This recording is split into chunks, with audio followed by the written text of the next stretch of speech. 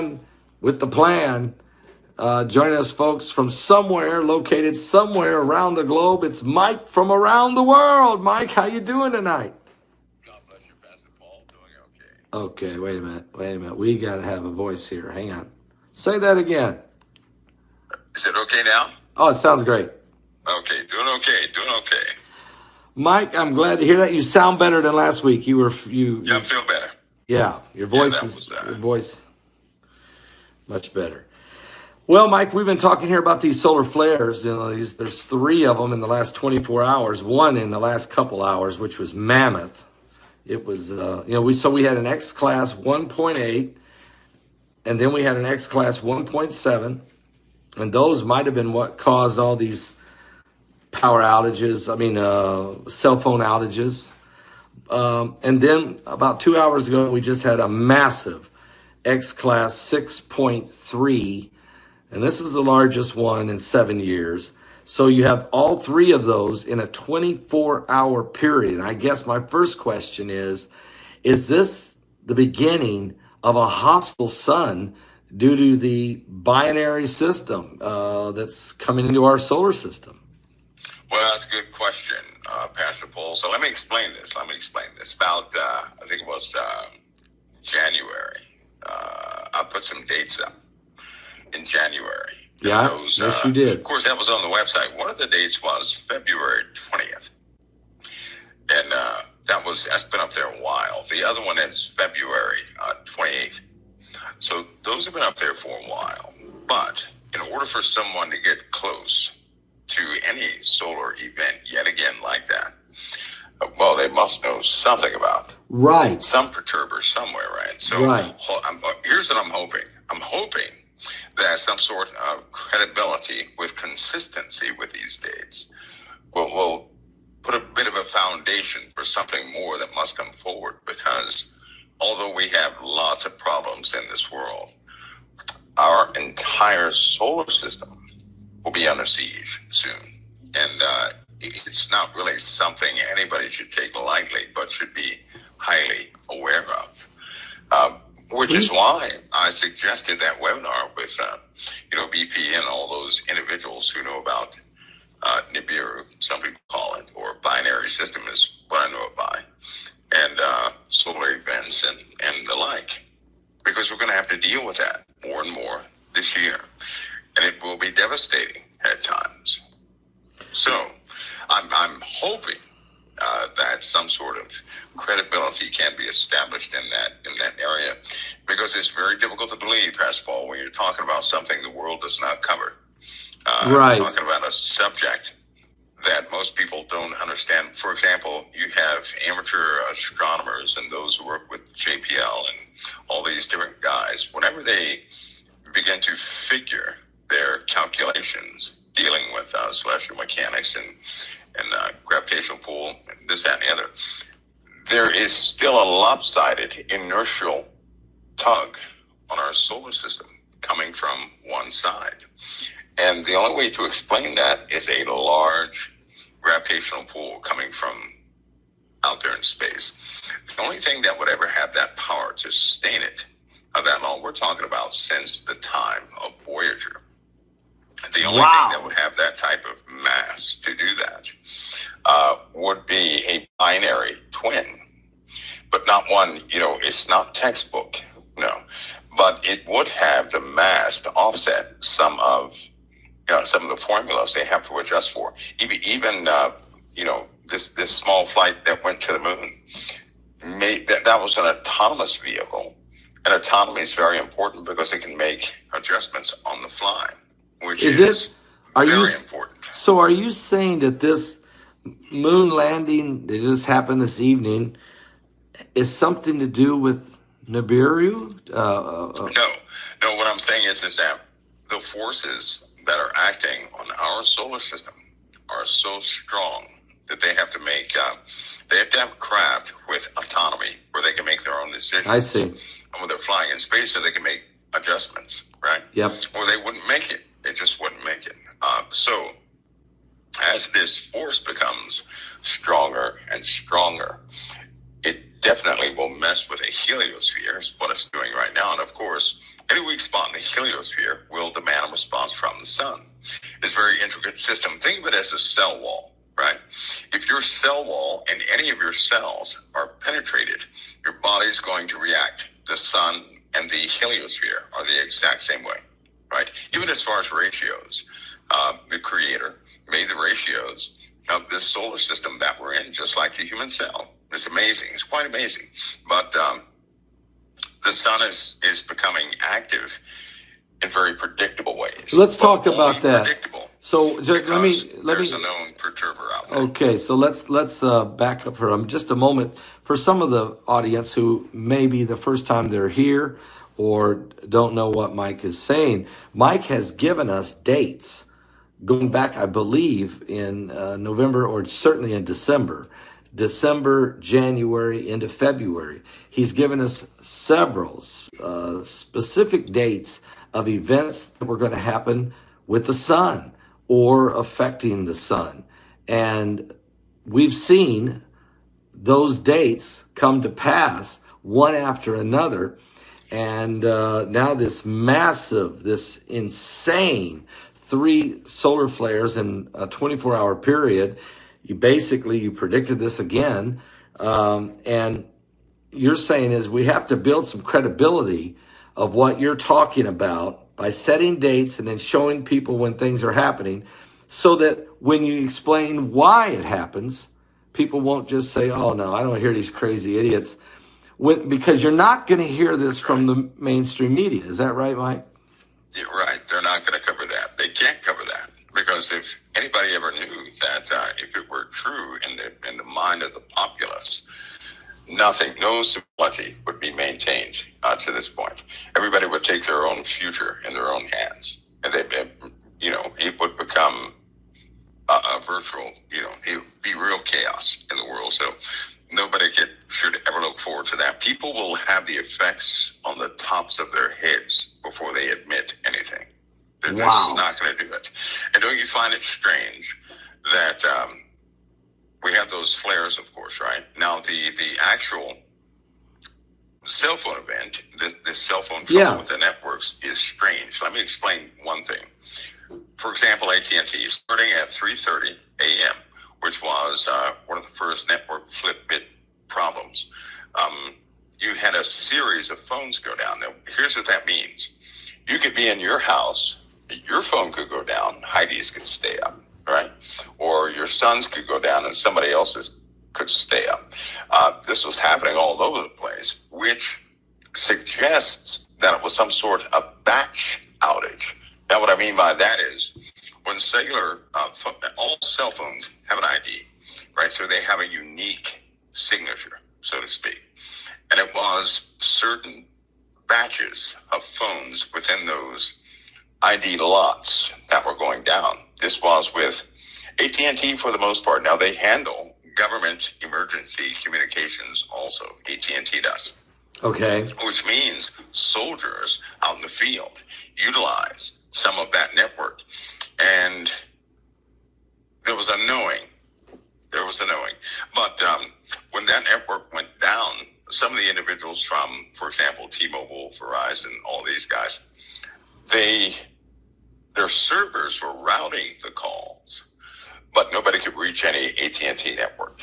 And some of their calls began to, was jammed up. So I would say that was more, I'm not definitively saying this because I can't, even if I knew what it was, I still can't say it, but I would say this was more of an internal issue they had to handle, which could have come from an external source. So it could have been a hack by one of the major players, nations here in the world. Right. Now, and hacking is not like it used to be. It's not always somebody external from the U.S. trying to get to the U.S. We have real problems here in the U.S. now where people that are part of corporations and companies hate the USA. In their minds, the USA is gone, and they will take these irrational actions to do certain things. So they quickly had to swap everybody over to a different network so they can work the other system. They will find the absolute cause. They will find the signatures. They've isolated the drives and the equipment that it's odd. It would all happen at the same time, almost like somebody was taking advantage of any type of event to strike. Yeah, and here's the thing I thought of earlier today is, and I think I told Heidi this, I said, it's as if there's some probing going on. They could have really taken down the cell phone systems, the GPS systems, everything. But it was like they were just probing to see what they could do when they want to do it. And they took advantage of the solar flares that were erupting on the sun as a good time to test it. Is that, I mean, we've seen probing going on with the Iranians and Hezbollah. And, they probe. The Russians do a lot of probing as well, and China, and we do a lot of probing in the United States. So is that what we might have been seeing, a little probing going on internally or even externally? We could have. One of the most disturbing things about it is not the communications. It is the way that people reacted. It is what is the information they gained, right, from the reaction from the news. Because I intentionally looked at every single news organization to see what they were going to say. Now, these guys had genuine questions, and all of them said the same thing. They said, well, could it be from the solar flares? Right. Which means they did not know. Right. They didn't know. AT&T could not give a response quick enough. The White House got involved. They wanted to know what happened.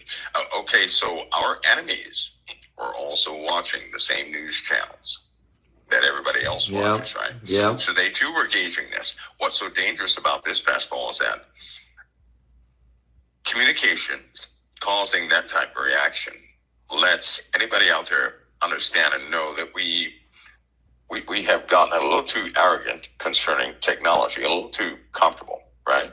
Yep. We have a power grid, and each network in a power grid is isolated. Nobody can really hack into it unless they write their own station. If that were to happen with a power company, it would send everything would be upside down. Plus, if they were able to do that with a power plant, so to speak, it'd only be about a couple of hours before we had a meltdown. Now, unlike other times that we've been in, because most of these nuclear facilities haven't altered, if they did have a meltdown, which could take place in about a couple of hours, and it would be irreversible, you're talking about a radius of about 100 miles to, I say, 1 to 1,000 miles of an actual kill radius, right? Wow. You're also looking at more than that, the radius of sickness and things like that, right? We have some very vulnerable issues within the U.S., and we have this at a time where the populace is not quite loyal to the U.S. In other words, we have people in this house called the United States of America who hate the house. Yes. Right? Yes. And things are becoming unhinged. And this should, whether the Lord allowed this to happen, whether somebody did this and it was some nefarious activity, whether somebody hacked it and it was a foolish act or some equipment broke down, it demonstrates our lack of resolve when needed.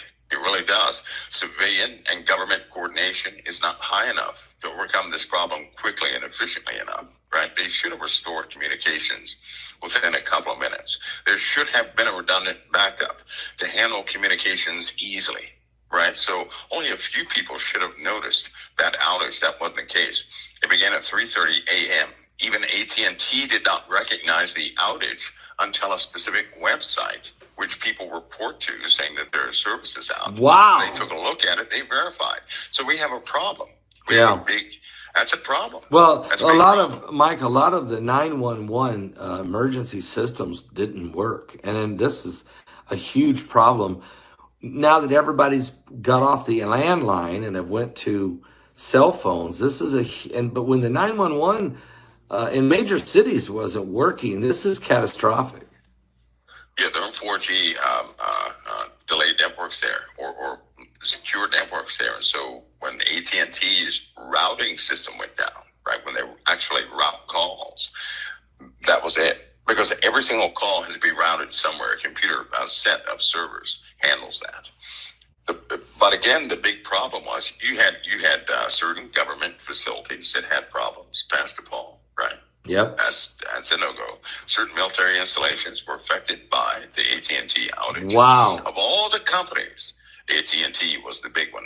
That is the wrong company to be able to, get to, right? Any communications company could do us in. Yeah, so that's AT&T. Where we kind of feel that the probing from some actor, a nefarious actor, whether it's somebody right here, several people in here, it wouldn't be just one guy hacking on a computer. I mean, this is a highly orchestrated event, whether it's from exterior nation or someone or a group inside. This was no, lucky hacker. Right. And sadly enough, if this was an attempt to probe, to see what the reaction of the U.S. was, I believe they got too much information today, right? Which it also means they could easily diverge our attention to small things like that while they do something else. Wow. We have vulnerabilities. Yes, yes. And unfortunately, people are not coming together to handle that, right? Well, let's talk about some of the things that's happening right now. We can look at the Middle East and we can look in Russia. The fact that the United States, thank God, the President of the United States held on to his veto power and did not let a vote come up to divide the land of Israel in a two-state solution. But boy, we're hanging on by a thread here. And now Benny Gantz has made the statement that if you don't want to have us attacking Rafah during Ramadan, you better right now turn over all the hostages or we're coming. I think that is a serious, that could blow things sky high in the Middle East. What's your thoughts? Well, it's the tensions in the Middle East in the last 28 hours has increased. The atmosphere is quite thick, right? Yeah.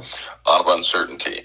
And the situation, again, it's a bit worse than what anybody would report, right? There's a legitimate worry with commanders and folks like that who are over there that there's a massive underestimation of things. But I personally believe that Joel chapter 3, we're about to see Joel chapter 3. Yep. And because they're going to, in my opinion, this is my opinion, they're going to part that land. Yep. They're going to force it. I agree. They're talking more and more that they want to disarm Israel. They're calling Israel a Middle Eastern terrorist organization. Is what they're calling crazy. It. That's crazy. But just and what you're saying.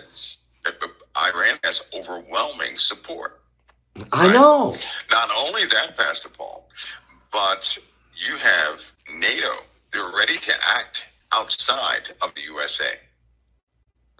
That's not looking for okay. Well, now, is that because we don't have the leadership that we used to have? I mean, when NATO starts saying, look, we can't wait around for Joe Biden or the Americans, we're going to have to take the ball and run with it ourselves. Is this, I mean, this is a shift of the global order, isn't it? Yeah. It's, you know what, if you look, it's been slowly but surely, it's kind of like Saudi Arabia, right? And Iran.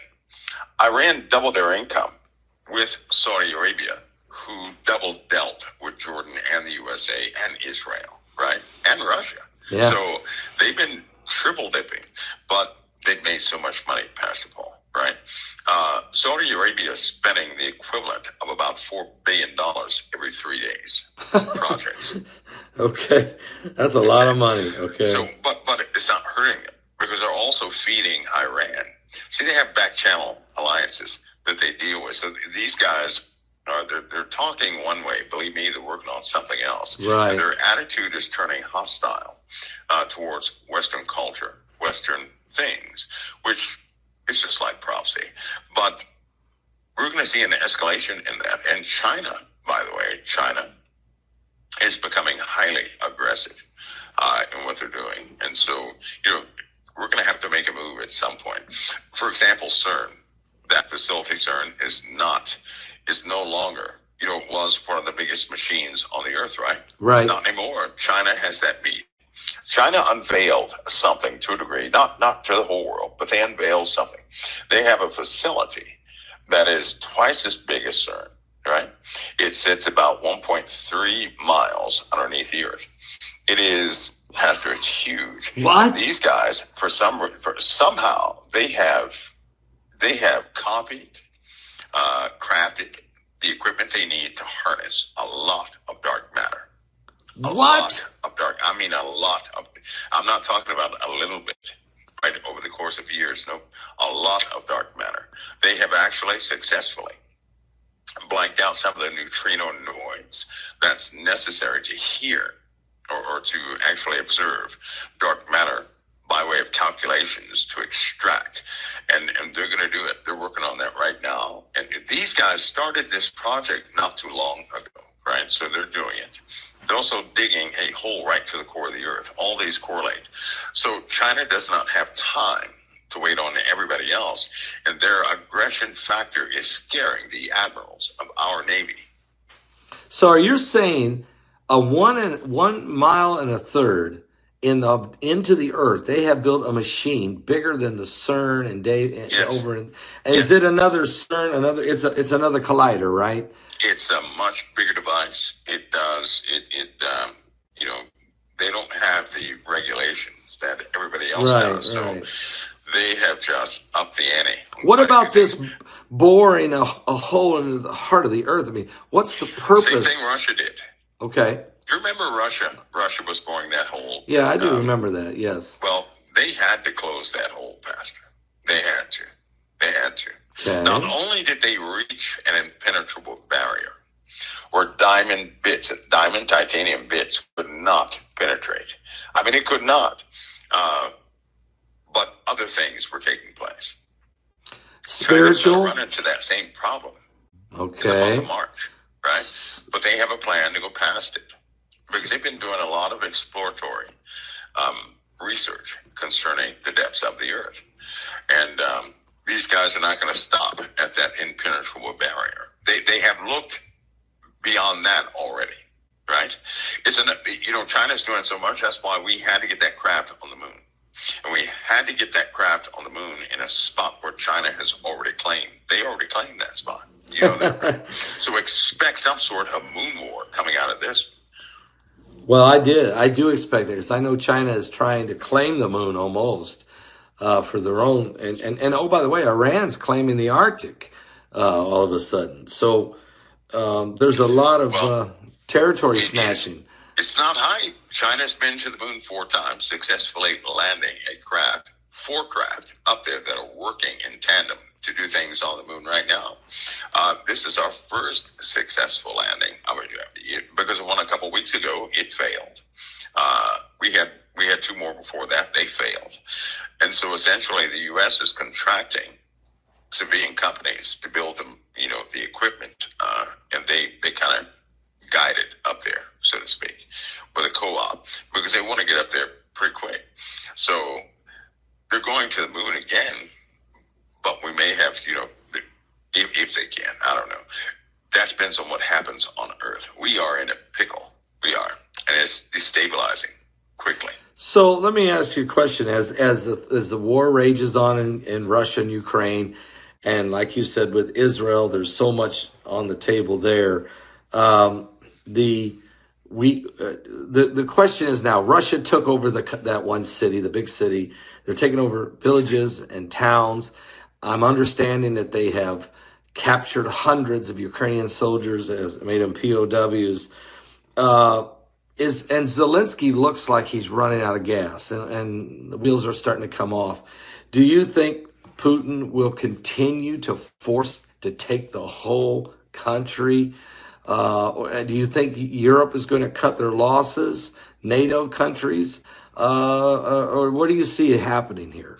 Well, Europe was waiting on the U.S. to see what our Congress would do, right? Yeah. We are effectively stalled. Yeah. We're stalled. And there's certain, elements to know that we're stalled. The Ukraine has been losing, unfortunately. I know a lot of people, they don't see it that way, but they've been losing. Yeah. And although a lot of people have been evacuated, many people do go to the Ukraine to fight for that cause. Putin is not going to give up. He's not going to stop. He's not going to back down. He's going to continue to go forward with that until he restores what he believes is Mother Russia and all of its territories. And he's willing to do what's necessary to make that happen. Well, Mike, that would include the Baltic states, all of its territories, Poland, Romania, all of its territories. So NATO knows this. NATO knows that, and Putin is not flinching. And when Tucker Carlson interviewed him the other day, he didn't look like a man that was on his last leg. He didn't sound like a guy who didn't know what was going on. Once KGB, always KGB. The way I see it, he's on a mission, right? Yeah, the media lies, Pastor. They buy propaganda. They painted a picture as though Putin was this, had become frail and senile. And by the way, he died like 4 times according to media stories. Yeah. So they just, they continue to lie with that propaganda with these, but I guess they don't understand that hurts the situation because that fuels Russia to do much more. Anyway, he's very vibrant. He's very in control of his faculties, and he's going to continue to push down that door to the Ukraine and more. And his warnings are real, and he is prepared to use greater weapons. Now, when NATO makes their decision, Pastor Paul, and we have committed troops to certain ground activities in or near the Ukraine, he will use higher yield weapons. He will. Wow. And everybody is they know that. Everybody knows this. They're getting positioned for that. Now, just so everybody has some clarity, what that means is over there in that region, it will begin to explode everywhere. People here in the USA, they will see Israel in great duress. They're going to see Israel in duress. They're going to see the Middle East in duress. And we may see that for, based on that war for some time without it actually being able to penetrate us. But at some point, we'll be drawn into. So let's talk about. There's time for that. Yeah, let's talk about Israel. You made the point that you believe this is Joel 3, and I do too. I honestly, this is the Joel 3 prophecy. The whole world's being brought down to the valley of Jehoshaphat, and God is pleading with the world, don't do this. You don't want to do this. But they're going to do it. I think Jesus gave us that clue in Matthew 24 when he said, when you see this, you better flee. Jews are living in Judea. You better get out of there. Don't even get stuff out of your house. So it's coming. I mean, do you see that event? Do you see this thing coming to a head in the next 12 months? Pastor Paul, that could explode, right? This year. It could really happen this year. And, speaking of that scripture you brought up, it's the only time Jesus ever told anybody to run. Yep. Right? You're right. It's the only time. And if Christ tells somebody to run, well, they might want to think twice about that.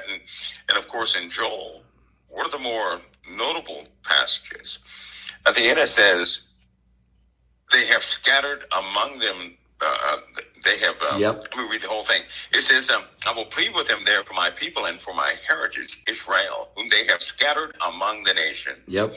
And parted my land. That's past tense. That's past tense. So that means they did it. Yep. Yeah, they parted the land. So that means for that prophecy to come to pass, they're going to go ahead and make their decisions. They're going to force Israel to do what they're talking about right now. And I think I think that what's happening now that it's coming down to the United States. We're the last veto, and then once they do vote on the floor of the General Assembly of the United Nations, which could be this September, let's say, they're going to force it.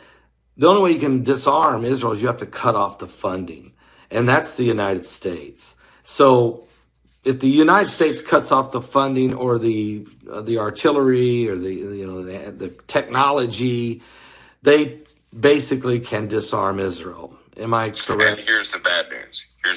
You ready? Yep. They have already cut the funding to the Ukraine. Yep. Without the president didn't make that. This is all in the hands of Congress. Right. Somebody inside the White House, somebody inside Congress, Pascal, is not working in the best interest of the USA. They're doing everything NATO dictates. More specifically, they're doing everything France dictates. Are you And serious? all you have to do is everything France Are declares. you serious? Because right? They're standing against or for things. See, I don't get into politics. But right. People in Washington, they have three faces. The people see one face, and it's the face that they want people to see. Then there's a much darker face. And all you have to do is really watch foreign moves, and you'll see them matched only by a small group of people, sometimes, most often word for word, as though they're handed a script and they will not move from it. They attempt to portray this in the favor of the people, right? That's not going to work out so well. And when people finally find out, it's going to be too late. They're blind. I think that many people can't see it right now because we have too many internal distractions, right? Yeah.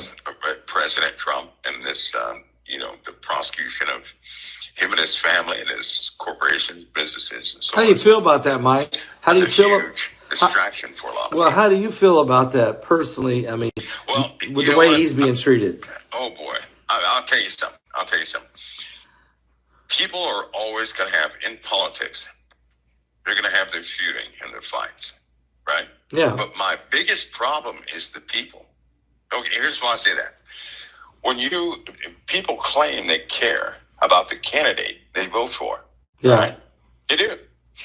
If they truly cared, he wouldn't be in this mess. And what I mean by that, if President Trump has 70 million supporters, how come they can't give him $2 a piece? $5 a piece. Right. Right? Why can't they do that twice in a week? Problem solved. Here's the issue, though. For some reason, people will say they care. They support, follow, and everything else. But I believe that money has power over too many people. True. They cannot part from it. They will not back up, what they truly feel with that dollar. It overpowers them for some reason. Yeah. Right? You're true. My only advice for that is, if a dollar bill can change, if having money can change my attitude, then money is stronger than the living God in my life. That's Nothing not should good. have power to change my attitude. If God is at the top, he's on his throne in my life, then nothing can change my attitude but him. Right? Amen. Everything else is subsidiary to him. Amen. But far too many people give money too much power. And it's time that be reversed, right? That's why Amen. people withhold things. I can almost feel it in me that people, I don't know what it is, Pastor Paul, they are. Well, is some of it fear? They allow it. It's a lack of faith. That's first of all. Yeah, it's something is getting them. And then it's also the faith is being replaced with the fear of what might happen to them. I mean, let me say this politically, and I don't want to get into that, but the polls, the favorability of Trump in New York went sky high up from where he was at. So much so that they start to wonder, the Democrat Party is starting to wonder, could he flip New York? That's how much the people of New York felt he was being railroaded in this whole thing. So this means the country right now is really in this vice. They're in a vice, and they're not sure which way they should go.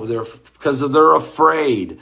At some point, they got to make their decision. And I think if people would just listen to the Lord, they would know exactly what to do. But people just won't. So you see this escalating even worse than the chaos? Yeah. They're not going to stop until they accomplish what they want to accomplish. They're not. And to be fair, there were some unreported casualties involved, right? And it really hit close to home. People are wild. They really are. For example, somebody could say something that is benign in nature and somebody else can hear it and take it to the extreme and act on it. And that's what we face here. Not everybody is sane enough, right, to hear certain things. And in this case, people did die. They did not report it, but people did die. You're talking about congressional members who had folks who died, and they are unforgiving in that area. So they're going to go after everything they can go after, right? Which is, by the way, is not going to, this thing that people do when they say, we need justice. Right. I hate to tell them, the justice that man has is not going to bring anybody back. It's not going to solve their issues. It's not. It never does. The Floyd issue, right? All that justice did absolutely nothing. It didn't do anything. Didn't do anything. And because there is no justice that man can give that can suffice somebody, being taken away. They have to really look into truth itself. And I'll say it again, for some reason, there's a thickness spreading all over the earth that's blinding quite a few people. Well, you think to get to them. It's sort of like the strong delusion that the Bible talks about in Thessalonians. Is it the beast kingdom, the new world order? I mean, the one world government. Absolutely. I mean, what do you see? How do you see it developing, Mike? Oh my, pass ball. Look. Well, let's break it. Let's break it, because people know about the mark, right? Right. They know. People know about cryptocurrency. Yes. Right? Yes. Those who are into cryptocurrency probably need to look into who just bought up billions of dollars. Well, they're buying up billions of dollars every single day in Bitcoin, right? They need to look into folks like BlackRock and all these different individuals and these large corporations that are now buying up Bitcoin. Hopefully, they can equate that they're not doing this just for the fun of it. No, they're not doing that. No.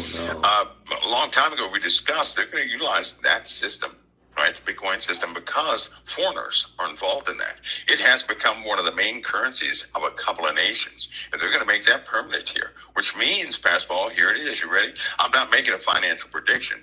I'm just relaying something. Okay. They expect Bitcoin, right, to go up to I think the term was $210,000 per coin. Wow. I mean, it's right now, it's like 52,000. This is what they expect. Okay. So a lot of people, because it's about to be a very rare coin, right? Right. I'm sure that people are going to go back who are involved in Bitcoin and look at this. And when you find out what I'm saying is true, don't make any financial decisions based on this. I'm just telling you some things that I know from the inside. And so you have a lot of big players jumping in, right? And they will effectively, because they can't control Bitcoin right now, right? No. And if you can't control Bitcoin, and anybody can get rich, you cannot govern who has power and who does not. However, if you start buying up a bunch of wallets, you get in there and you have the largest, you own the largest shares, and you start buying it up to the point where mining becomes redundant, because you're going to have the coins, right, where they become a rare coin. And if you own that larger wallet, you can effectively manipulate anything you want to legally, because every financial decision you make is going to affect everybody else. Yeah. And all the other coins are tied to Bitcoin. This is what's happening, because they're getting ready for the mark. They're getting ready to consolidate everything. So the dollar's got to die, doesn't it? And it's going to be replaced. Okay, yeah, that's what I mean. It's going to lose its power. The world won't be operating off a petrodollar. It's going to shift. Maybe Bitcoin is the bridge to this new currency, or maybe Bitcoin is this new currency. I don't know, but it's leading us to the mark of the beast. Oh yeah, it's definitely doing that, because they're going to take everybody who has any type of, if they have, money other than, some of your precious metals. But if they have money and they're used to living their life, they're going to continue to do that for as long as possible. Right. So what they'll do is they'll get people used to a different way of exchanging their money. This was a program that, I think I discussed this in 2001, I believe, because I saw a SOP, kind of like a notebook, right? And it began with bank cards. It began with the banks. The banks had, certain SOPs they had to follow, a certain narrative they had to follow. This was followed up by, right? Because we had the Patriot Act back then, all that good stuff. The banks had everybody used to not carrying cash. Right now, the average person does not carry cash. They don't use cash like they used to. And so they got everybody used to digital transactions. So the phones, because they're so fun to play with and you can track things instantly, most people trust the software now. They can see their amount of money and they're good with that. Well, about 15 years ago, that wasn't so. People were not comfortable with seeing a dollar figure on a phone, right, with the money involved. Right, no. But now they aren't. They're totally confident.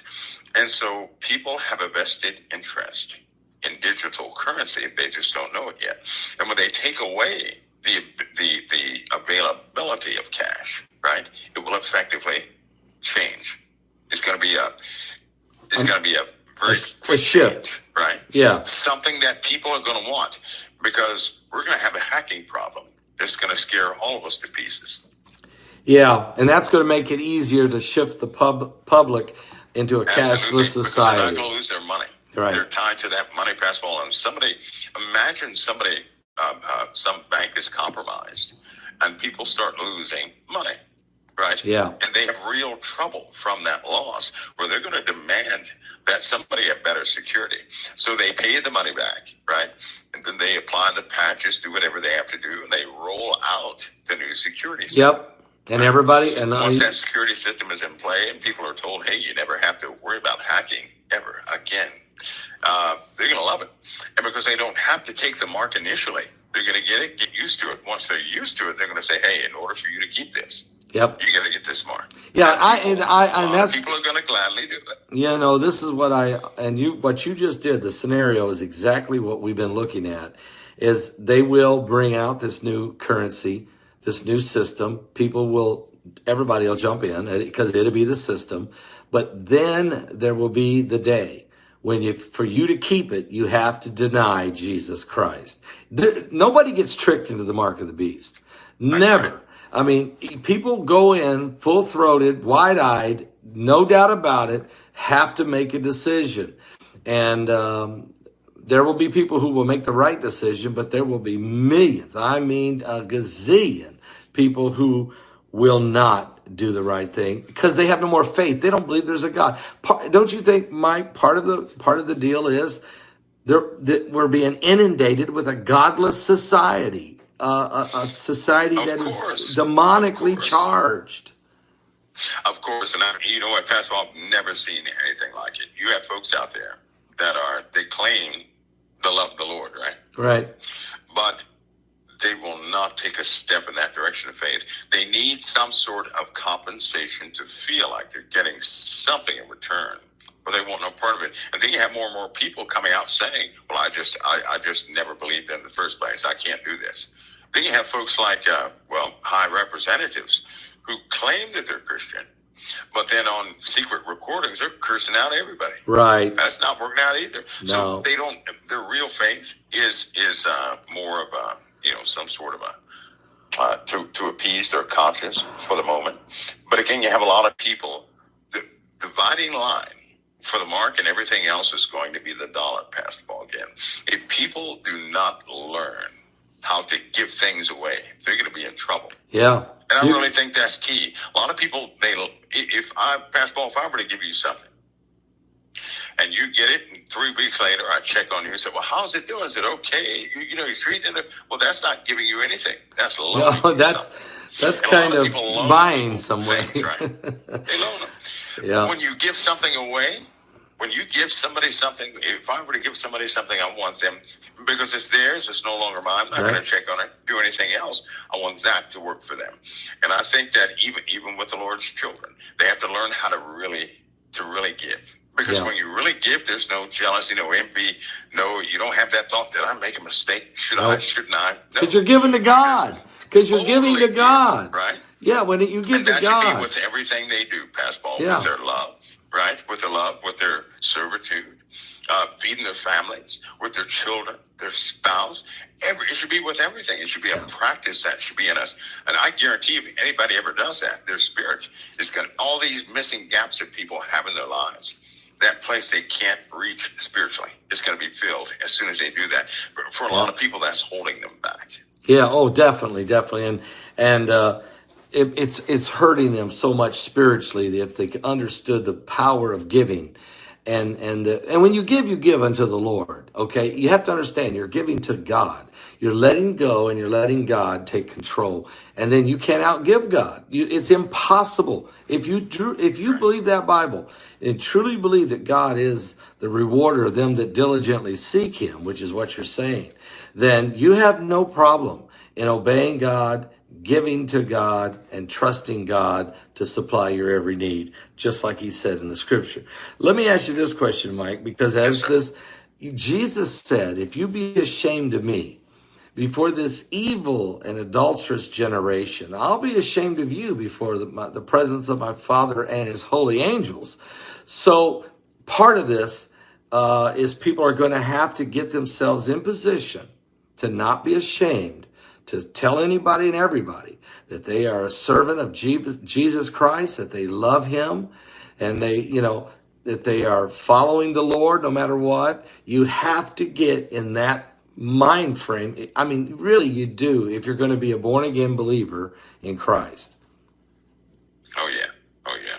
And you know what? The Lord does the rest. He's the one that said he'll finish the work he began in us. That's right. Right? So I don't have to finish anything, but I do have a commitment to going forward. I don't have reverse. I used to have a reverse. Not anymore. I have forward.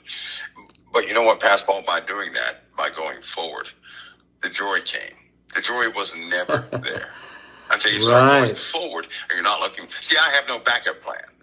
Right, because there is no other plan. Faith, you have no backup plan. That's right. There is no other plan. That's right. Folks with a backup plan, they're going to deviate. And this is not the right time to deviate because the earth is changing. A lot of people want to know, how can I protect my family? I'll tell you what. You might want to sow some seeds of mercy, some seeds of grace, some seeds of love in your garden, because everybody's going to have to eat from their garden they're planting every single day. And I've noticed something in life. You will eat of your garden sometimes at the wrong time, right? But if it's something good, you can have it all the time. When the enemy is in the land, those who sowed mercy will reap mercy from their enemies. Absolutely. Absolutely.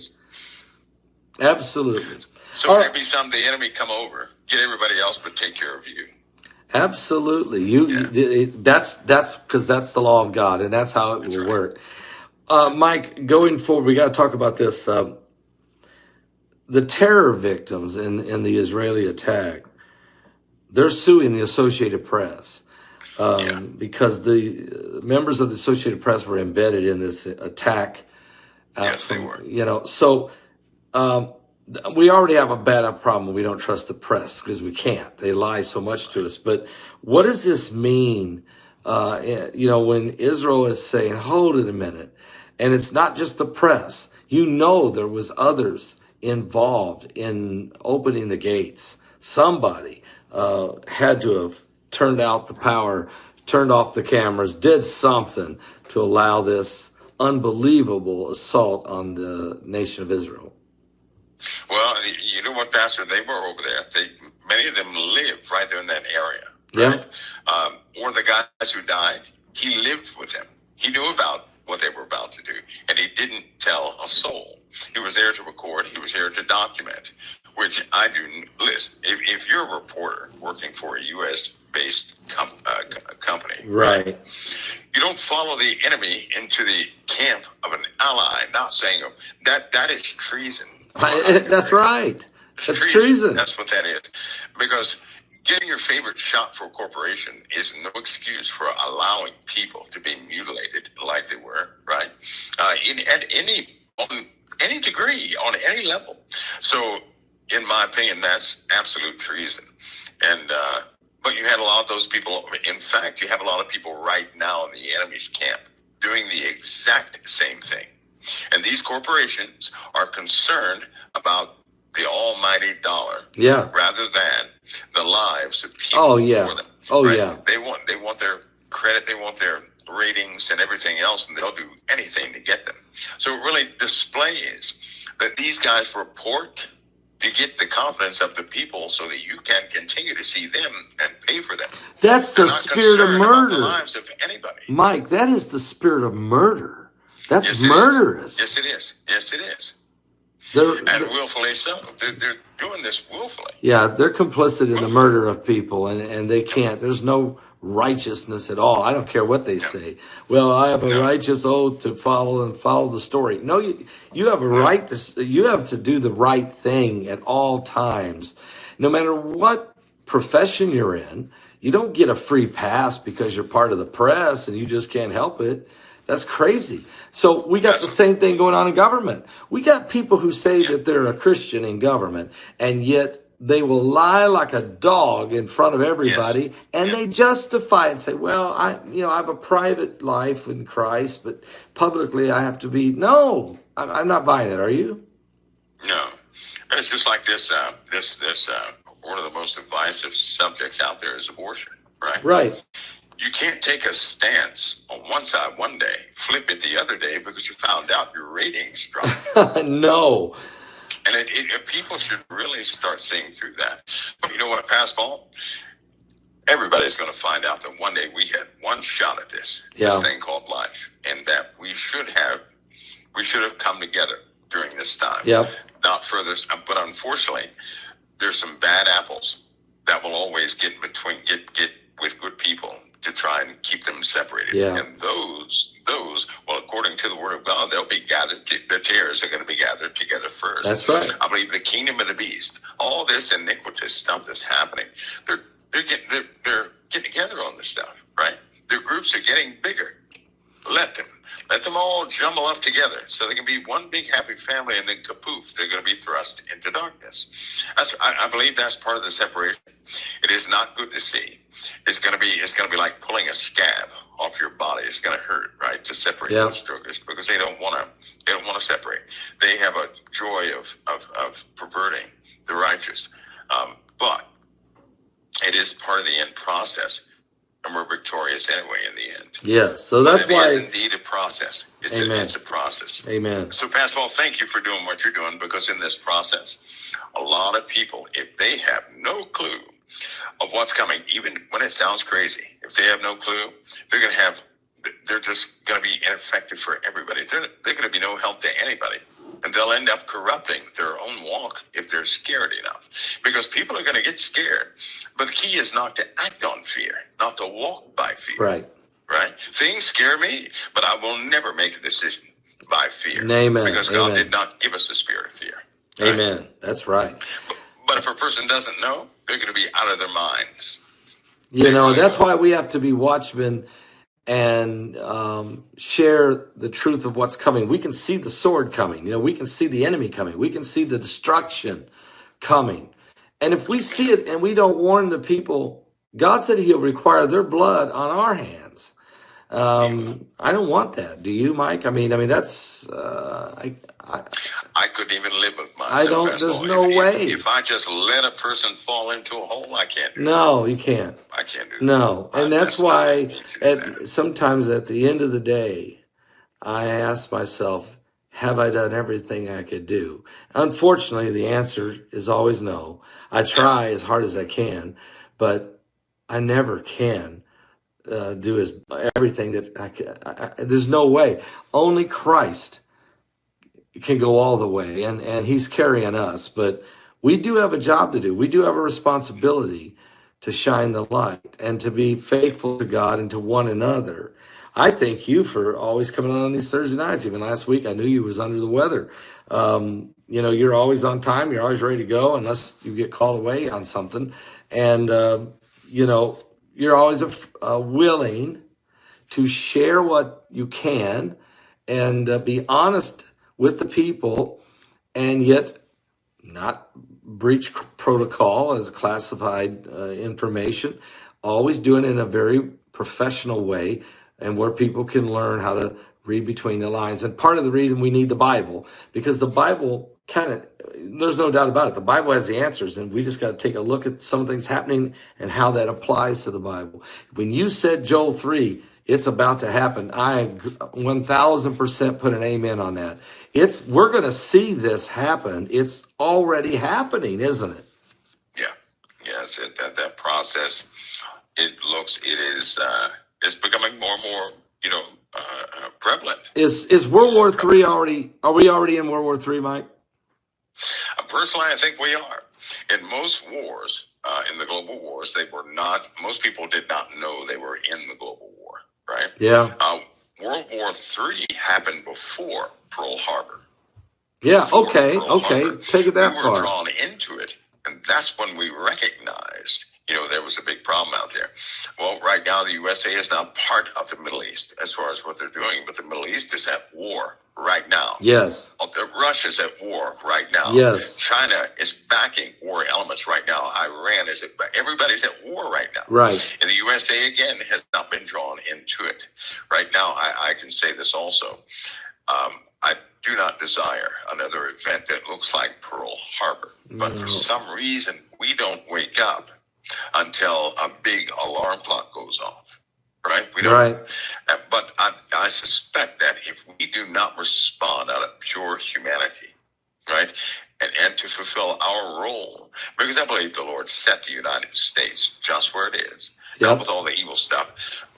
But if we weren't here, we know this world would be. Oh, it would be chaos. It'd be murders. It'd be unstoppably horrible and evil.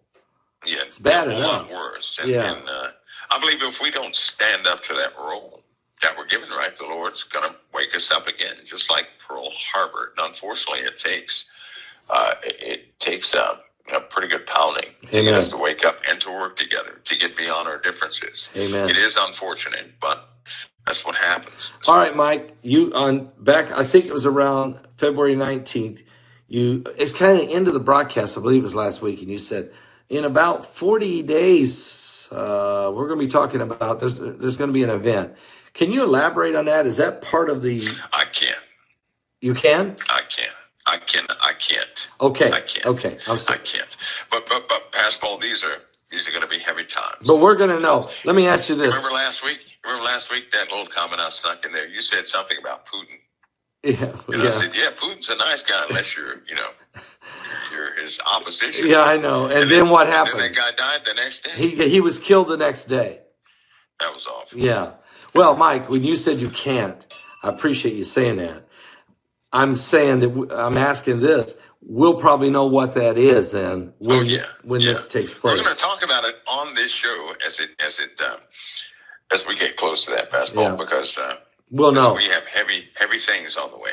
We have heavy things on the way. Wow. And I just pray people are prepped and ready, really ready. Really ready. Folks, every week you should be here on these Thursday nights and tell others. I mean, this is a time, I think, to really tell other people to start listening in. People who've never listened before. I think in the next 3 weeks leading up to this 40th day process, plus beyond that, people need to know that there's things happening that's affecting eternity.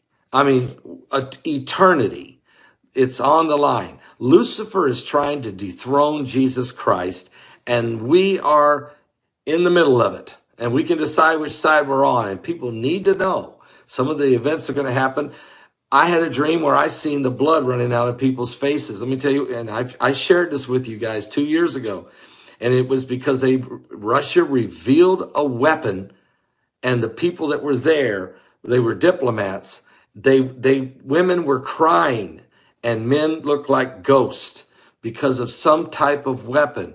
And now this is before Russia invaded Ukraine. Mike, you remember me sharing this? I do. I even showing you a picture of some of the uniforms they were wearing. And you said, oh, those, you knew what they were, NBC type. But I don't know if Russia has this weapon I seen in the dream, but whatever it was, it brought men to their knees and run the blood out of their body. Do you think they have such a weapon? Putin is so confident because he has not shown his hand. Putin right now, if I were to say it, it would sound terrible, right? But if I could describe Putin, I would say he has space dominance right now. I know that flies in the face of quite a bit. I know, right? But it's true. But Putin has not shown his hand. He hides bases very well. Wow. And he has not used anything modern that I've seen in any of these conflicts yet. He's not used it. So he's holding back. He's holding back. He's using everybody else's stuff. He's not utilizing his own equipment. If he were to pull out some of that equipment, first of all, nobody would actually be able to see it because he's gone far beyond, he's pressed physics all the way to its limits. Let's put it that way. he's got some of the greatest scientists in the world, and they've got some of them have devious minds, and so mankind is going to suffer from that, no doubt about that. Mike, what are we going to be talking about next week? I know we ain't to the 40 days yet, but what are we going to continue to see the sun blowing up, or what are we going to be talking about? Well, it'll be solar related. 8 minutes it takes for a pretty good burst to reach Earth, but then there's another effect that takes probably within a 24-hour range. Earthquake? For example, the Atlantic Ocean, right? When that last one went off just a little bit ago, in the Atlantic, there was they have probes down there, right? They check for ultrasonics. There was a deep vibration in the ultrasonics. Now, this happened right before certain eruptions. And so here we have those ultrasonics again. Those folks in Haiti and Chile, Lord help them, because that's a very volatile place. Haiti could actually shake totally apart. And this time, I mean absolutely and totally apart. So we should Chile is the same thing, right? So, and of course, if Chile falls, Chile and Peru and those places fall, we don't have the stability of the Cocos plate. And if that cork comes out, those in California, well, you know the rest of that story. So these solar flares, the massive X flares, the pressure they're going to put on the Earth, we better watch the next 72 hours. Maybe there could be a massive earthquake. It's possible. Oh yeah, it's very. And again, BP Earthwatch, he made people on the internet realize. I thought that was awesome. He did. That's right. He made people realize that because he wouldn't let that go. And so hopefully he's listening and he won't let go of the fact that every time we have a solar flare, that there are ultrasonics that begin to go off, causing a heightened anomalistic area in the northern pole and the Atlantic to cut up and get bigger. That's going to be a big problem. Well, I would say I know for sure he's watching right now, and he sent me an email 19 minutes before I went live to let me know that this X flare had happened. So I'm sure he's listening right now, and he'll start looking into where the vibrations are. So I'm glad. I'm really thankful he did that. I think he really helped wake up the world. Now people are taking it serious that earthquakes follow major solar flares. And wow. Haiti and Chile, I will be watching and praying for these folks. Yeah, they're not prepared, Pastor Paul, for that. They're not. Mike, I appreciate you coming on tonight and giving us a great broadcast tonight with great information. Thank you for doing it for the cause of Jesus Christ to help people find the Lord. My honor, Pastor Paul. Well, the honor's always mine. Thank you. God bless, brother. God bless.